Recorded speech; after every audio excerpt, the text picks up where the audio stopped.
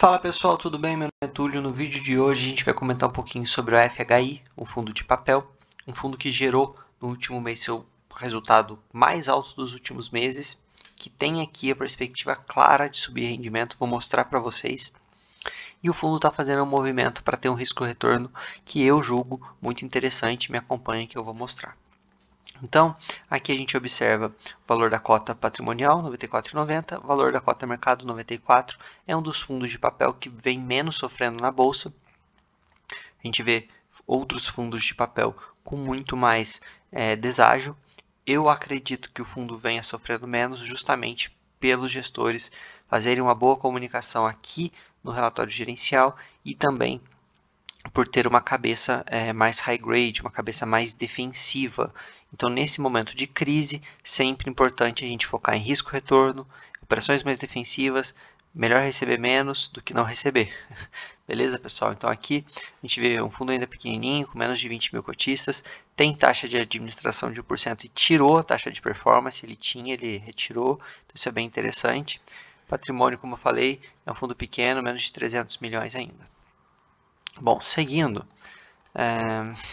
aqui logo no começo, o gestor ele coloca que o fundo ele teve um rendimento caixa no último mês de mais de 3 milhões e 800 mil e isso gerou 1,29 por cota, então uma geração aqui bem alta. E o fundo optou por distribuir R$ 1,05, fazendo então assim uma reserva de 24 centavinhos por cota.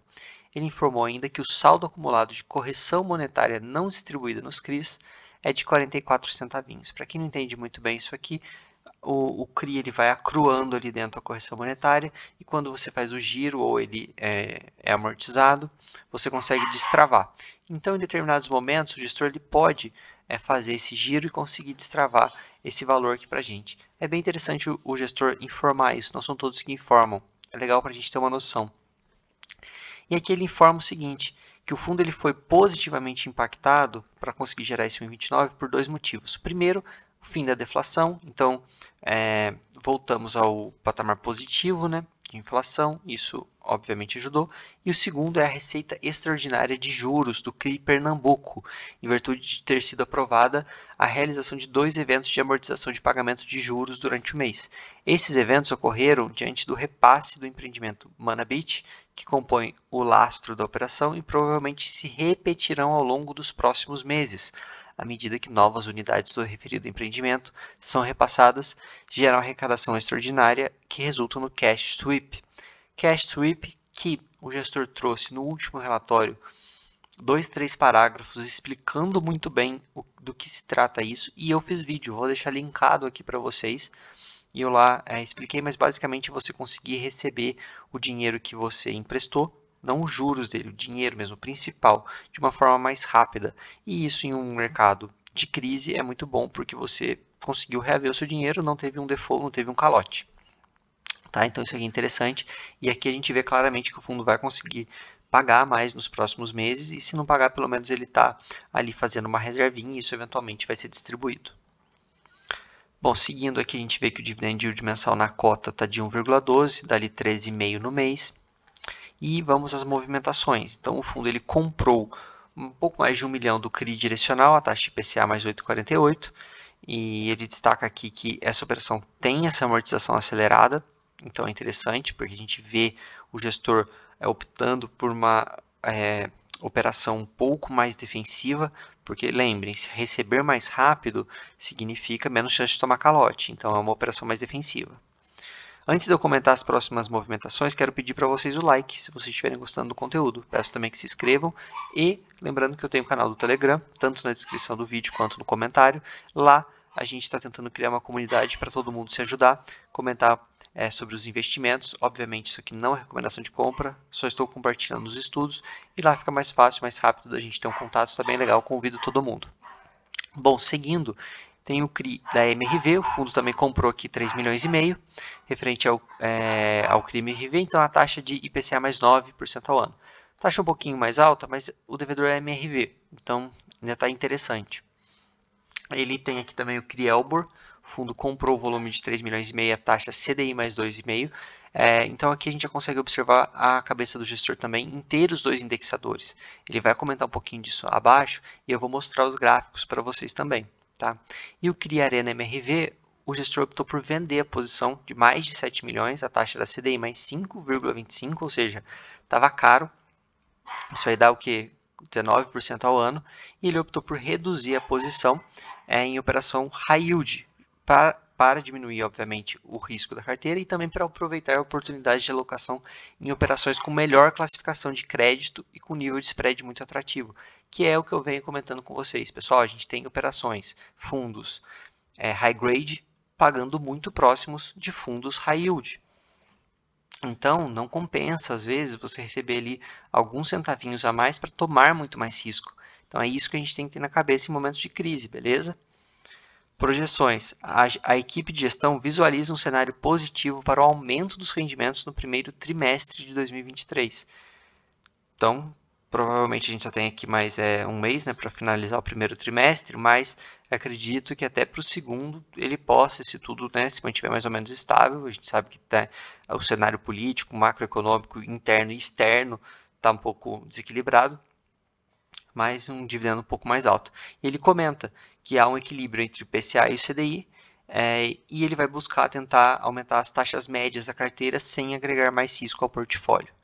E aqui ele traz uma informação legal também, que ele tem atualmente mais de 6,5% do patrimônio líquido do fundo em instrumentos de liquidez imediata, resumindo, caixa. E ele vai utilizar esses recursos para a aquisição dessas operações que contribuam para um carrego bom do fundo, mas focando sempre na relação risco-retorno. Então é interessante o fundo ter caixa nesse momento, tem algumas distorções no mercado, vamos ver, vamos acompanhar como o gestor vai atuar nos próximos meses, quais operações ele vai trazer. Aqui tem a DRE, basicamente não tem nada a se comentar, já falei bastante sobre ela no começo do vídeo.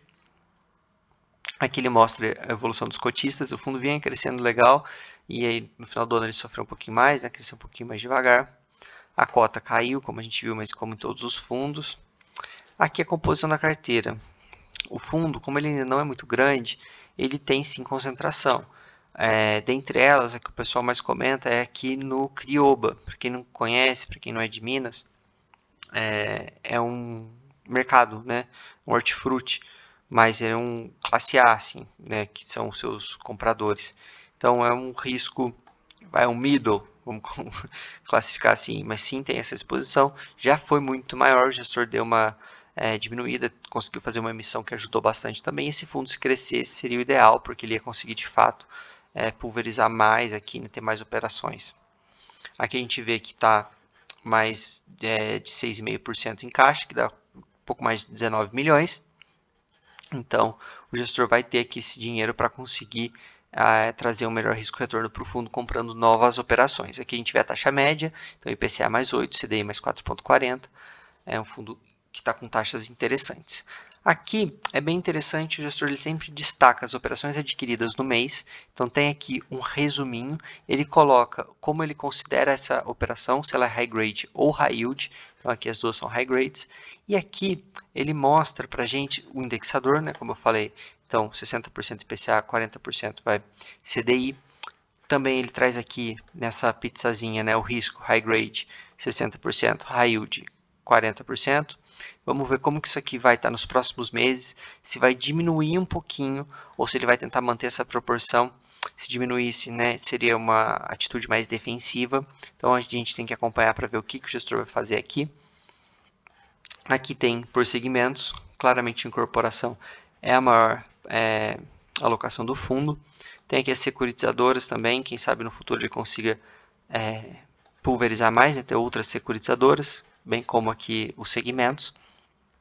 Tudo isso, pessoal, depende do fundo conseguir crescer. E está muito difícil de crescer nesse momento. Mas esse fundo tem muito potencial. Não é recomendação de compra, tá? É recomendação de estudo. Eu também não tenho esse fundo, mas eu sempre acompanho porque eu gosto. Mas é um fundo que, se crescesse, ia ser ótimo para ele. E aqui são as operações. Dá para clicar aqui, tá, pessoal? Ele abre um site que destrincha melhor a operação. Muito legal, muito bem feitinho. Essa classificação aqui por operação, eu vi em pouquíssimos fundos, tá? Isso aqui realmente é bem legal, porque operação eu vejo muita gente classificando como high grade e high yield só pela taxa. E não é isso. É a taxa, mas também tem que ver o devedor, a capacidade do devedor, as garantias, você tem que olhar tudo. E ali o gestor traz, você pode discordar ou concordar, mas pelo menos é a cabeça dele. Então ali você consegue destrinchar esse tipo de operação, ele considera high grade, beleza, eu concordo, ou não. Então é interessante. Pessoal, se vocês gostaram do vídeo, então é isso. Peço like, peço inscrição. Lembro aqui novamente do canal no Telegram. Até mais, até o próximo vídeo. Grande abraço.